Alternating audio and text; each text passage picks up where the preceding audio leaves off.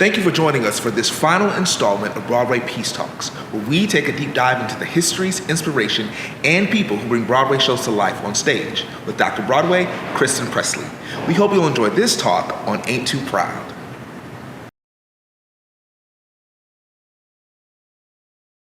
Welcome, ladies and gentlemen. I'm going to echo what George had to say, which was, we are so thrilled to have you joining us for our final Peace Talk of this season.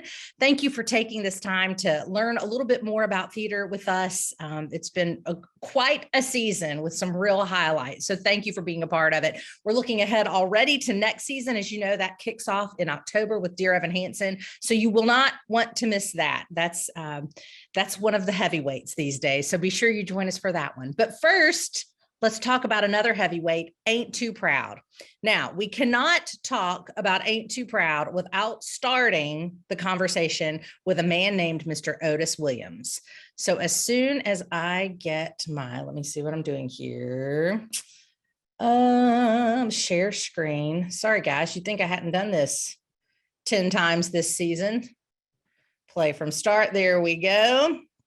There he is, Mr. Otis Williams. So this is Mr. Otis Williams, the original Temptation, the man who founded the band, the man who wrote the book that inspired the show that's coming through Greenville next week. Let's learn a little bit about him. And then as we go throughout the evening, we'll talk not only about him, but also about the creative team that brought the show to life. And then we're going to talk with the man who portrays Otis Williams here in Greenville, an actor named Marcus Paul James, who will be leading the cast when they come through town next week. So we'll finish up with a conversation with him. So let's get started talking about Otis. So Otis Williams is now 80 years old, believe it or not. He certainly does not look his age. He does not act his age. He's still singing and dancing with the Temptations after a 60-year career, if you can believe that. So he was born in Texarkana, Texas. His parents separated not long after he was born, and his mother remarried and moved to Detroit. So he was left in Texarkana with two of his grandmothers and lived there until he was about 10 years old. And as you can imagine, if you were raised in the South with grandmothers, you heard a lot of gospel music. And he really bathed himself in the sounds like Mahalia Jackson and other great gospel singers of that age. So when he was about 10 years old, his grandmother moved him to Detroit, and he then lived with his mother and stepfather. Now, if you know anything about Detroit at this point in time, you know that things are really gearing up there in terms of music with a man named Mr. Berry Gordy, who kicked off the Motown record label. And in fact, Otis, had been surrounded by all of those sounds of gospel for so long, Otis started to get into music himself as a teenager, and he started singing in and around Detroit. He formed several bands, among them Otis Williams and the Siberians, the El Domingos, the Distance. And it was with the Distance in the late 1950s that he had a local hit on the radio in Detroit. Well, that got the attention of Mr. Berry Gordy, founder of Motown Records. And Gordy came to Otis and said, "Hey, why don't y'all sign with me?" And so Otis and several members of the band actually quit that band, The Distance, and they formed the Elgins so that they could sign with Motown Records. But in fact, when they got to Motown, they were informed, wait, whoa, you can't be the Elgins. There's already an Elgins. I don't know what it is about that name that was so popular, but there was already a band called the Elgins. And so they changed their name to the Temptations. And in 1961, March of 1961, they signed with Motown Records. Now, believe it or not, we think of them as just being, having hit after hit after hit. And in fact, they did. But in those early years, they were known as the no-hit wonders. Nothing that they did really resonated with radio audiences. They had no hits for the first couple years that they were with Motown, shockingly.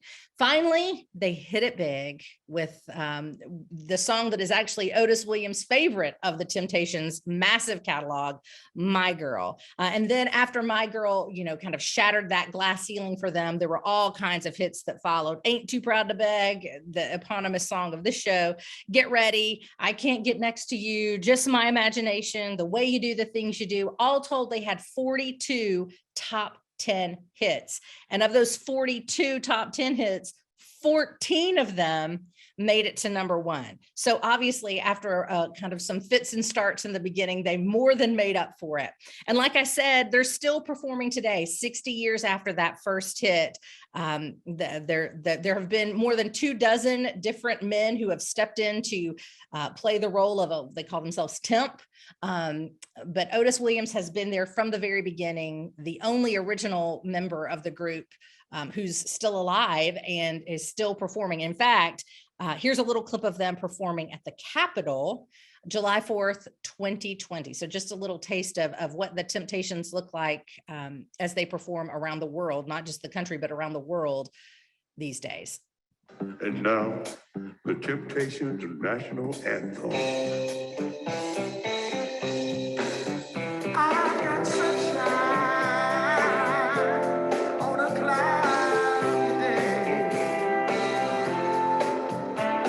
When it's cold outside, I got motherland. Oh, baby. Well, I guess that you say that what can make me feel this way. My girl, my girl, my girl, talking about my girl, my girl. Now, I should have pointed this out before I played that clip, but the gentleman that you see there, actually, he's the second in. If you look, there's a gentleman in the foreground, and then the second gentleman in the purple suit. He's bald with a beard. That's Otis. And so this was just 2 years ago that this was performed at the Capitol 4th celebration. So, it would stand to reason, since he founded the band, that he was the front man of the band, that he sang lead. And in fact, he very rarely sang lead. He preferred to kind of stay in the background. He saw himself very much as the leader of the group, but also, but felt that his talents were better served kind of in the background and not singing lead. So he did not do that often, and still doesn't. Now, the Temptations, should this show inspire you to go see them on the road after you see this one at the Peace Center, I'm going to tell you this: they're playing real nearby. They're going to be playing in North Carolina. They'll be in both Durham and Charlotte in September, as well as Myrtle Beach, so not too far from here, and then in Macon, Georgia. So in September, you have lots of opportunities to see them in the Southeast, and then they take off, like I said, on a tour of Europe. So it may be a while before they're back in this neck of the woods, but you don't want to miss them after you see Ain't Too Proud at the Peace Center. Now, like I said, he was the leader of the group. He's the last remaining surviving member of that original 5. And he really felt himself not only to be the leader of the group, but also he felt compelled to tell the story of the group. He felt like the story that ended up, arching over 6 decades was one that he needed to make known. And so in 1988, he wrote that book that you saw on the first slide. He co-wrote it, a memoir and a history of the Temptations. And it was about the many highs and the many lows, as you can imagine, of being a part of a group like this. And he just was very, very committed to telling the story. So that the first step to tell that story was by publishing the book in 1988. Well, as time went by, he wanted more and more people to hear this story of this incredible group that really has done, the music is so much a part of the American experience and has been for so long. And so he reached out to some producers, and he very specifically asked for a director named Des McAnuff. Now, you'll see him pictured here. We are no stranger to the work of Des McAnuff at the Peace Center. He has directed shows like Jersey Boys, The Who's Tommy, the 2009 revival on Broadway of Guys and Dolls, a number of things that he has directed, but probably it was most specifically his work bringing to life the bio-musical of Frankie Valli and the Four Seasons by way of Jersey Boys that drew Otis Williams to him. And he specifically asked to meet with Des. So the producers, of course, reached out to Des McAnuff and said, Otis Williams wants to talk to you. And Des said, you know what, if Otis Williams calls, you take that call, right? You don't say no to Otis Williams. And so he said yes to the meeting. And in that meeting, Otis specifically said, I'm asking you to do this for me, to tell this story for me. And Des took up the challenge. Now, let me tell you just a little bit about him before we move on. He is an Illinois born and Toronto raised director. So he had directed in and around Canada before he took over the La Jolla Playhouse in 1983. Now, La Jolla, if you know anything about shows and their kind of circuitous route to Broadway, you know, they often go through the La Jolla Playhouse. And Des McAnuff was the artistic director there and remains the artistic director emeritus there of this sort of powerhouse theater outside of San Diego that's pumping out all of these incredible shows and sending them onto Broadway. In fact, while he was the artistic director, they won over 200 awards for the shows that they produced. Not all of those went to Broadway, of course, but some of them did. And one of the most notable awards that they won was the Tony Award for Outstanding Regional Theater. So a lot of credits to his name. Of course, he's probably best known as the director of Jersey Boys from 2005. But like I said, there have been a number of others. Summer, the Donna Summer musical, which was scheduled to be here during our COVID break, I believe. So it hasn't yet played Greenville at the Peace Center, but nevertheless was scheduled to be here. He was at the helm of that. The Who's Tommy in the early 1990s. He was the director of, like I said, that 2009 Guys and Dolls revival on Broadway, as well as a 2012 revival of Jesus Christ Superstar. So, you know, once he was on board, he set out to assemble his team. So we have the director in place. What do we need now? Well, we've got Otis, who's wanting to tell the story, but we need a playwright who can tell that story on stage, who can turn it from his book into a really compelling stage play. And so he reached out to one and only one person because he knew she was perfect for the part. It was Detroit, Michigan native Dominique Morisseau. Now, Dominique Morisseau, like I said, born and bred in Detroit. So Motown was definitely nothing, she was no stranger to Motown and the story of Motown. She was also no stranger to playwriting. She had attended the University of Michigan.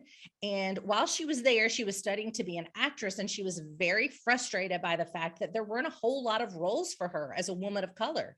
And so she started writing plays of her own. Now that sounds, if you attended our Hamilton Peace Talk, that sounds a lot like Lin-Manuel Miranda, right? He started writing plays for himself because he didn't see other roles for him on the stage. So she is cut from that same cloth. While she was a student in Ann Arbor, she said, you know what, if there aren't any shows for me to act in, I'll just write some for myself. And indeed, that's what she did. So she's written several plays. 3 of them are famously part of what's called the Detroit Project. It's a cycle play, very much like August Wilson produced a 10-play cycle set in Pittsburgh. She did a 3-play cycle set in Detroit. She's one of the top 20 most produced playwrights in 2015 to 2016. She is a recipient of a 2018 Genius Grant by the MacArthur Fellowship. And she is a 2-time NAACP Image Award winner. So she is much heralded for her work and well deserving of it all. And she was nominated for this show, for Ain't Too Proud. She was nominated for the Best Book of a Musical. And she was the first Black woman to be nominated for that category. So incredibly gifted woman. And immediately Des said, this is who we need. There was no need to even consider anyone else. Now I'm going to talk about Sergio Trujillo, who is the choreographer who helped to bring this to life, in just a moment. But first I want you to hear from Dominique, because I love what she has to say about her process in putting this together for the stage. So we'll be back to Sergio in just a moment, but first Dominique, and you'll hear a little bit from Otis Williams himself as well.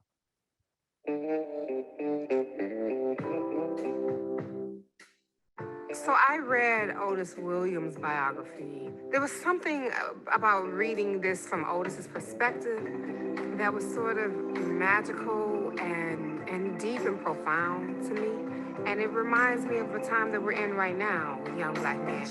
Through my window, I watch her as she passes by. Reading about them navigating, you know, who they are, and at a time when the world was in complete social, and their country was in social and civic unrest. And I was drawn to that.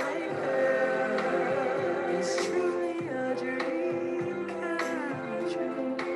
That when we had a meeting, with Dez and Dominique. Dez said, Otis, have you ever had to go to that deep, dark, retro, introspective place within yourself? I sat there and thought, I said, yeah, I have. He said, well, it ain't gonna be about just you guys out there singing and dancing with flashy suits and steps. He said, no, we got to show some emotion. We want the people to feel what you guys been through. When there are these moments of love and loss, or questioning whether or not sacrifice was necessary or worth it, and there's a lot of places like that in our story that really grounded in the truth of what we're trying to tell. Oh, there's a lot of blood, sweat, and tears that's involved. And to relive it and to tell somebody that, it's rewarding to me because that has kept me grounded. So with her, it was a joy. You know, the 60s, that's a time people kind of speak about with a lot of passion, you know, because it's a time that made everybody have to stand on something, or some kind of ground, politically, socially, figure out who they were going to be in the world. And I think we're going to end up speaking about the time we're in right now with the same passion in the future. It's just my imagination running away with me.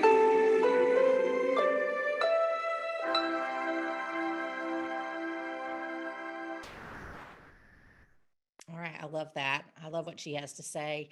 She's definitely a name you want to know if you follow Broadway, because she is a great talent. Now I'm going to try to go backwards. There, let me go. We'll see if it gives me trouble when I try to go forwards here in a minute. I want to talk now about the choreographer, Sergio Trujillo. As you can imagine, if you have watched The Temptations at all, you know that choreography figures very prominently into their stage shows. It was very much a part of what they did. So Des called upon someone that he had worked with frequently, notably on Jersey Boys and with several other shows on Broadway, and brought in Sergio Trujillo to do the choreography for the show. And in just a moment, you're going to hear from both Des and Sergio talking together about how they work together on this show.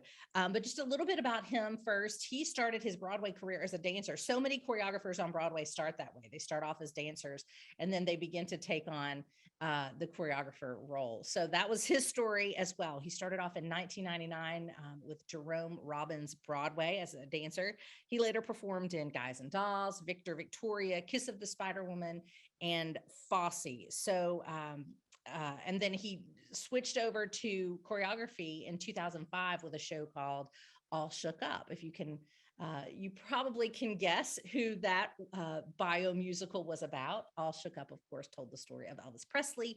And then he followed that up with his work on Jersey Boys with Des McAnuff. Now, in addition to that, he's worked on a number of operas and other types of shows. So he's not just working on Broadway, but in regional theaters with opera companies all across the country. And at one point in 2011, Trujillo had 4 different shows that he had choreographed running on Broadway simultaneously. There was the Pulitzer Prize winner Next to Normal, The Addams Family, Memphis, and of course, Jersey Boys. So as you can see, we've got some real heavyweights who are behind this show from a creative perspective. Now, for Ain't Too Proud, he won his first Tony Award. And in fact, he was the first ever Latinx recipient of the Tony Award for Best Choreography. So the work that he did was recognized and embraced for just how wonderful it really was. So let me let you hear from he and Des now. Let's see, I think this should work. Here it is. Yep, there it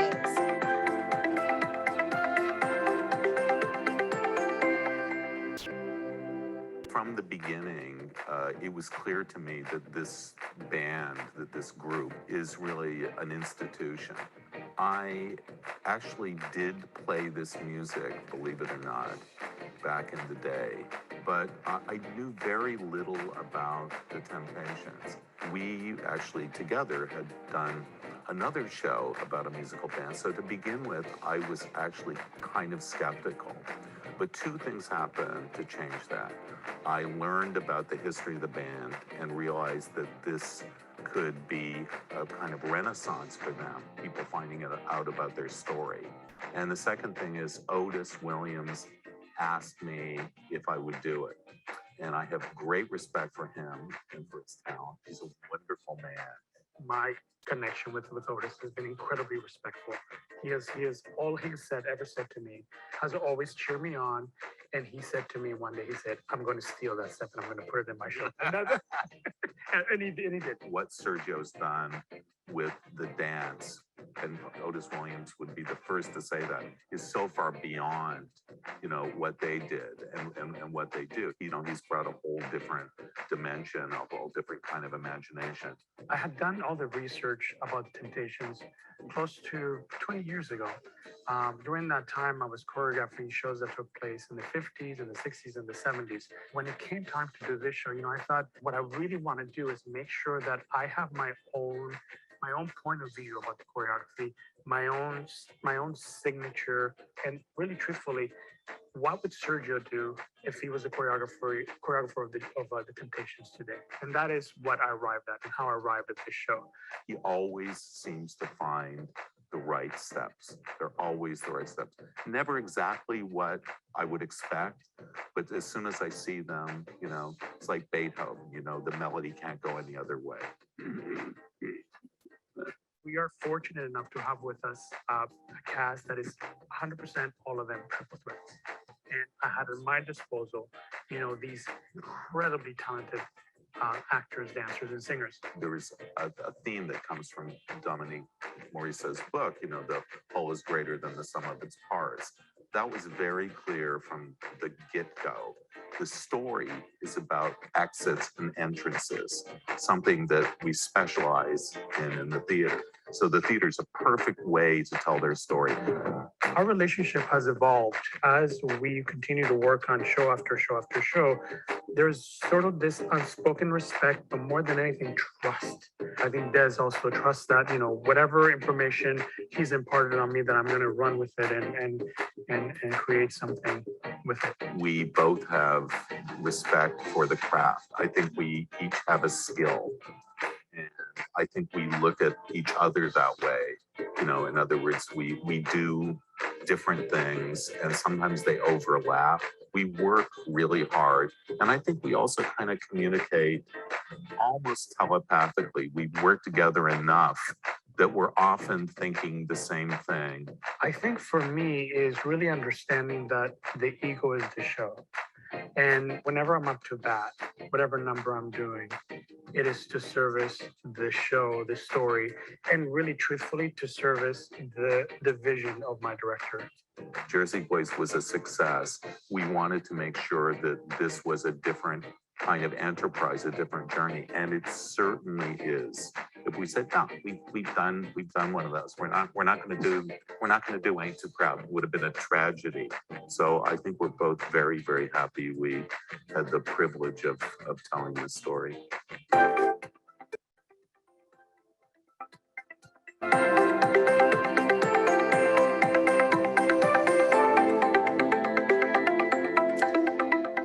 All right, so I'm going to try to get fancy here. And if you've joined us for many of these Peace Talks, you know that sometimes I'm technically challenged, but there is a moment. Let's see if I can find it. Hang on one the second. melody can't go any other way. We are fortunate enough to have Might with be us here. a cast that is 100% all of them triple threats. And I had at my disposal, these incredibly talented That's it. Actors, dancers, and singers. All right. So I just want to say, see, I knew if I got fancy, I would mess something up. But you saw that moment when the actor throws the microphone up, then goes down in a split and catches the microphone. Well, that moment came out of a conversation with Otis Williams where he said, I'll know that you've got it if you can do that move, which was, the Temptations did back in the day. He said, if you can do that, I'll know that you've got this dance down. And sure enough, the actor said, give me a week. And when they came back a week later, the actor playing that role had perfected that move, as you just saw in that video clip. So be looking for that at the Peace Center next week. When you see that moment in the show, know that choreography was particularly suggested by Otis Williams. He said, I know if you master that you've got it down. And when he saw it, he thought, I'm in good hands. This story's in good hands. So I just wanted to point that moment out to you. Now, the story, I mentioned earlier that Des McAnuff had been the director. I'm going to skip ahead here. So we're looking at Marcus instead of that black screen there before. if you, I mentioned that Des McAnuff had been the artistic director at the La Jolla Playhouse, and that La Jolla is in a theater company just outside of San Diego that's known for producing some incredible shows and sending them onto Broadway. Well, a couple hours north of that at the Berkeley Rep, they're known for doing something very similar. So in fact, Ain't Too Proud actually workshopped in 2017 at the Berkeley Repertory Theater in California. And then that was 2017. And then it had some tryouts, some pre-Broadway tryouts in Washington, DC, Los Angeles, and Toronto. Of course, not only is Des McAnuff from Toronto, or did he grow up in Toronto, but Sergio Trujillo had also spent a fair amount of his childhood in Toronto. So that was a real touchstone sort of theater world for those two. So they took the show there before they ultimately opened on Broadway in February of 2019. And that year, the show was nominated for 12 Tony Awards. That was the most nominations of any show that season. So they were really clicking, hitting on all eights. And then sadly, the COVID shutdown came and everything kind of went off, not kind of, everything did go offline for the next 18 months or more on Broadway. So Ain't Too Proud came back after the shutdown, and then it closed in January. I believe it was January of this year, and has since been out on the road, wowing audiences across the country, just as the Temptations continue to do themselves. And now we are privileged to hear from Marcus Paul James. Marcus is an incredibly energetic, awesome individual that I thoroughly enjoyed visiting with. He plays the role of Otis Williams on tour. He actually started off with this show on Broadway. He was in the original Broadway company as a swing. And if you've been doing, joining us for Peace Talks for long, you are very familiar with what a swing does. So basically what swing means, for those who don't know, is that he would plug into different roles as there were actors who were unable to be there for illness or for whatever reason. He could jump into a number of different roles. And in fact, I believe in the interview, he said that he covered 3 Temptations roles. So those are, that's a lot of swinging to do, right? To know that many tracks for a show, but he did it masterfully, and then was chosen to be Otis Williams when the show went out on the road. So I'm excited for you to hear my conversation with him as we wrap things up tonight. Here is Marcus Paul James. All right, so we are so fortunate to have with us Marcus Paul James. Marcus, welcome to our Peace Talk. Tell us about the role that you play in Ain't Too Proud. Oh, wow. Yeah. So I have the privilege of playing the living legend, Dr. Otis Williams, in the show Ain't Too Proud, The Life and Times of the Temptations. Okay, so, but from what I understand, he's been pretty heavily involved in the creation of this show. So talk to us about that. What's it like? Imagine there's enormous pressure to play a living legend. What's that like when you never know, he may show up at the theater some night? I know. It's kind of actually, what's wonderful about it is that, like, he is such a caretaker, and he is literally a wealth of knowledge. So you could either spend your time being intimidated or listening. Right. So I choose to spend my time listening. And he is so honored to have this story being told. And one of his I would say, like, lifelong promises was to honor these men who gave their life for this wonderful, group. And so to be a part of that manifestation, I think it's just, he's so proud of it as well. So it really is an honor, really, just to be on that stage and tell his story from his vantage point. And, like, because you often don't get times to go back in your life and go, remember that time, or identify those moments when you could have went left or right, and then you really visualize it on stage. I think it's really cool to see that. And I think every time he sees it, he's on the journey again. So yeah. I think he enjoys it. And he's still performing himself, right? He's still performing with the Temptations. They are on tour right now. Yeah. I mean, he doesn't stop. That man doesn't stop. No, a 60-year career. Wow. Not many people can say that, right? No, not many not people at can all. say that.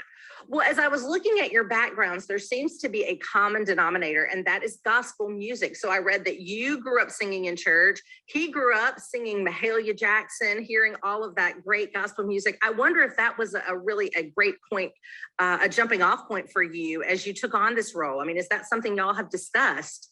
Well, actually, believe it or not, when I started the show, I was a swing on the Broadway company. And with that, I covered 7 people. 3 of those people, right? 3 of those people were also tips, which is also strange for a swing to do. So I had to cover Otis, David, as well as Melvin. Okay. But what's interesting to me was that these people the roots were in the South.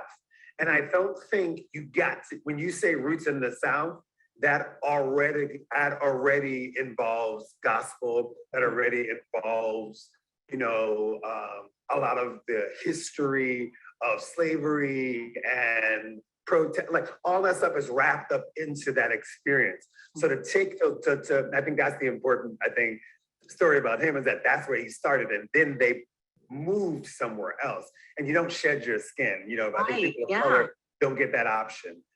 So having influences when they were singing, gospel was the easiest thing that they knew. It was an easy way to get 5 brothers to sit around a table and sing, was to sing a song we all know. And we all knew those songs in churches. So I feel like that root system, I think is just exactly as you said, you rarely get to tap into the things that you already know. As an actor of color, growing up the way I grew up, all I learned was 1950s musicals, and then we rarely delved into the new stuff in school. And then you get out of school, and then they only want you to do the new stuff, and you're like, but we haven't really done this. But the beautiful, I think, part of my experience, my journey and my career is that I've been often asked to do what I already know. And that was so confusing to me because I didn't learn that. I didn't learn how to use that. But so again, I found myself at a place where I think someone even asked me in an interview, they're like, the Motown music, it's not your music. Have you ever heard it before? Have you listened to it? And I was like, you don't have a Black mama on a Saturday who plays music to this every Saturday. When you heard that music, it's time to get up and grab a broom. Yeah, right.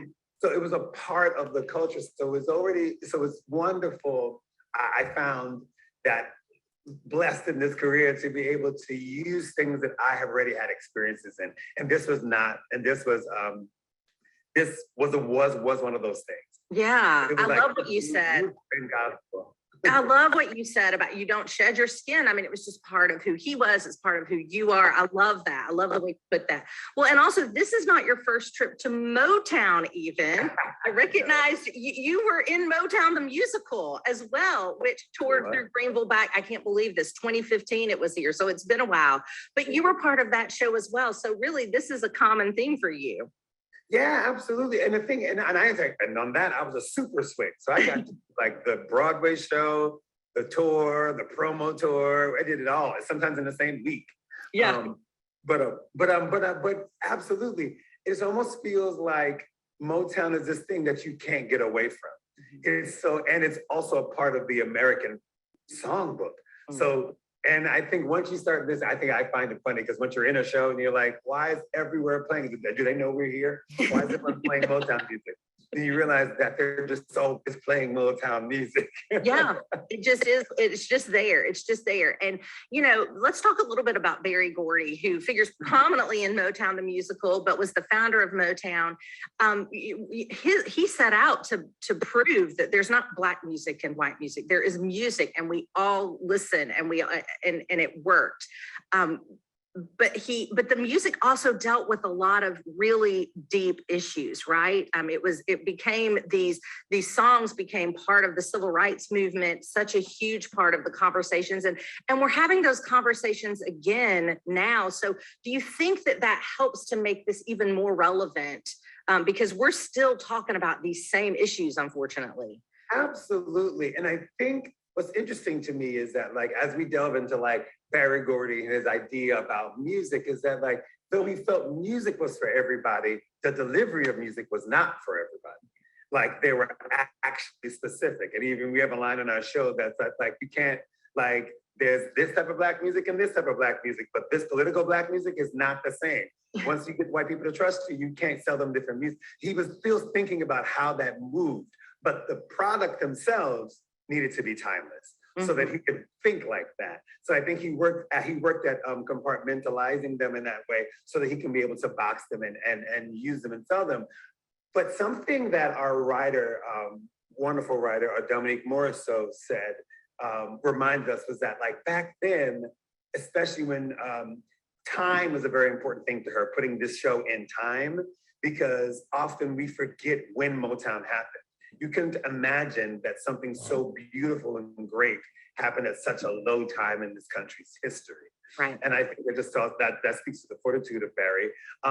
But also, as you said, she mentioned that like the mere existence of us was protest. The fact that Diana Ross could stand there in a beautiful dress with the Supremes and sing Baby Love on national TV was already a sense of activism without having to say one word about what the struggle was. And so that they became a part of it just by default, because no one else was doing this and no one else was succeeding like this and breaking barriers.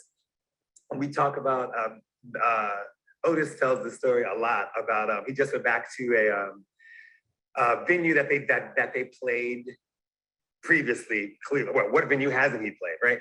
Right, 60 years. right. So he came back to an old venue, and one of the guys working there, now an older gentleman, was like, I just want to let you know that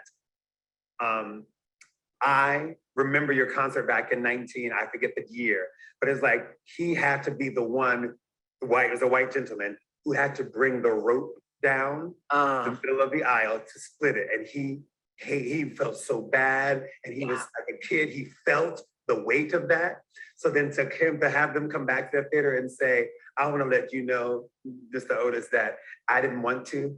And I was so happy that then the next time y'all came back, there was no line, and that everyone could watch this as a collective and just enjoy the music was wonderful to me. I never met you, but I want to tell you that story. Yeah. And I think that that's something that like, they were a part of it without even, they didn't have a choice. Right. Right. And that comment, he's talking here about the rope that would separate blacks and whites in theaters, and how, these black entertainers would look out and see that separation. And it was so repugnant and repulsive. And from one year to the next, because of this music and because of other things, the works of other people going on, that rope the next year was gone, which is amazing testimony to the power of this music bringing people together, right? It's incredible. They were just singing Ain't Too Proud to Beg. Yeah, absolutely. We haven't even gotten to the thick stuff, right? We haven't gotten to the what's going on, to the ball of confusions. Like we haven't even gotten, that was the 70s. That was that was late 70s, it was 80s. So like, it was very fantastic the way that their mere being was activism. And I do think today, having this tour go around the country and us bringing this story to people, it is not missed to understand that in this time, what we're doing is just being here and singing these songs still feels like I'm doing something very important. Well, and to your point that that your playwright said, some really beautiful things came out of a really ugly time in our country. I think we're in an ugly time again, right? And this beautiful thing has come out of it. So it's a beautiful parallel that she's made there. Well, to change course a little bit, I'm going to ask what's maybe a tough one. The Temptations had an enormous catalog of hits, not to mention the Motown catalog itself. 14 number ones, 43 top 10 hits. I know. What's your favorite? Can you pick one? My ultimate favorite that I always say is a cheap one, because who doesn't have this one as a favorite? But My Girl is. I was going to say My Girl. Ever be my favorite, but Can't Get Next to You is like if My Girl doesn't count, Can't Get Next to You is probably my next favorite, especially in the show. It's such a good moment in the show, and it's such high energy, and I really love that song. Well, and I imagine if they're like me, every person listening to this interview right now, not only heard the songs in their head, but saw the choreography. So let's transition to that, because the choreography for the Temptations was as much a part of their act as the music. So we have Tony Award-winning choreography in this show by Sergio Trujillo. Yes. It looks like it would be really hard. So talk to me about performing that 8 shows a week. For sure. And he definitely had the task of upgrading something that was already great, right? Yeah. So we, the Temps were, as we know, known for their slick moves and their ability to be so in sync and to be so charismatic. So we really upped that ante with this show, and he keeps us moving the entire time. I'm one of the 2 people who never leave the stage, so I get to be in every single number. Wow. So almost every single number, minus I think 2. But with that said, that means that's a lot of steps to do. Yeah. So I think, though it's not like, extreme, so you think you can dancing, but I was like, if I had my watch on, I'm sure I'd hit at least 1,000 or so steps a night. Easily. Well, how do you keep up your stamina? I mean, to be on stage all night, there's no, often you'll see cast members like Instagram storying from backstage. You don't have the chance to do that. How do you keep up your stamina? Well, I do a couple little cheats. One is I've been doing it for a while and I continue to do it. So I feel like I also did like 3 months of of shows without calling out with the 8 shows a week. So that was like, you really kind of have to, sometimes with the Otis role, you kind of have to get in and fight your way on the inside, because then you'll get stronger. Yeah, but sure. at the same time, I have cheats, is that like, I'm actually inspired by the work and the people, but with the work that's there and the people that do it. So I try to find inspiration that gets me to go, ooh, this is my favorite section because I like it. Because so I try to cheat. I try to fool myself to think, I know you're tired. I know this is the 8th show of the week, but ooh, that audience member really loved that joke. So ooh, they're gonna really love this section. Oh, I can't wait to see what's gonna happen. So I'm watching the same show over and over again, but I'm like, ooh, something different is gonna happen today. I kind of fool myself into not being excited, but like keeping it fresh. It's a mind game. I hear you. New is going to happen today. Yes. Something new. Someone new is going to fall in love with this today. And I'm like, okay, all right, I'm game. I'm excited. Yeah, that's really meaningful to be a part of that. Sure. Well, speaking, you mentioned briefly the people that you do this show with, and one of them in particular, I think you have a history with. James T. Lane, as I understand, was your college roommate. Is that right? He was. And now you're touring together. And it's our first time ever working together. He even auditions. When I auditioned for college, he taught the dance audition.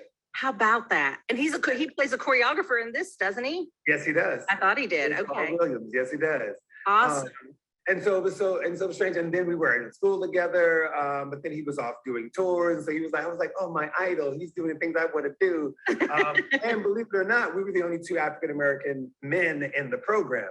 So when he wasn't there, I was the only one. So when he was there, I was like, oh, hey. You're back. Right. So it was so wonderful. And then all of our career, I've seen him on the street. I waved to him. We may have dinner or coffee every now and again, but never in a show together. And so when I found out that he had finally, and even when I was on the Broadway show, I was like, James, you should do the show. And he was like, oh, no. I was like, you should do it. You should do it. So then actually having this moment was like, yeah. That's awesome. That's awesome. Well, I know our time is drawing short, but I want to ask you, for those who maybe are on the fence, the show comes to Greenville next week. We've got those who are listening. Some of them are trying to decide, is this show for me? Maybe it is, maybe it isn't. What would you say to them to push them over and say, go get your tickets. You need to see Ain't Too Proud of the Peace Center. This show is for everyone, young, old, middle, want something to do and come out. It's a good time. And everyone knows the music. No one is immune to the good time of Motown music. And the Temps, we definitely get on that stage and we definitely ask you to be a part of it. I talk to the audience. So it's not a stuffy thing. You come to have a good time, come to sing along, come to clap, come to laugh. And I think that is needed now more than ever. A moment to just enjoy 2 hours and a re-up, excitement and diversity and music and fun just for 2 hours. Come hang with us, and I guarantee you'll leave a little bit taller and a little bit brighter. I'm sold. Thank you, Marcus. I am sold. I'll be there. Well, truly, thank you for joining us. We can't wait to have you. You'll be in Greenville before you know it. So travel safely, and we'll see you soon. Thanks so much. See you soon. All right, so that sums up our Ain't Too Proud Peace Talk. Actually, if you have any questions, I don't see any yet in the Q&A box, but if you have them, I'll kind of vamp here for just a minute to give you a chance to ask those questions. I'd be happy to answer any that I can. But I just want to reiterate what I said at the top of the talk. This is the last show of the season, which is hard to believe. We've made it through another one. Thankful that everyone has stayed well and healthy through it all, and that we've been able to get to this point. We're looking forward to another season, which will begin with Dear Evan Hansen the second week of October. I believe it opens October 11th. So watch your emails for information about our next season of Peace Talks. And in the meantime, thank you for joining us for this season of Peace Talks. And we'll see you soon. And hopefully we'll see you at the theater next week. Thank you again. Bye, everybody. Have a great week.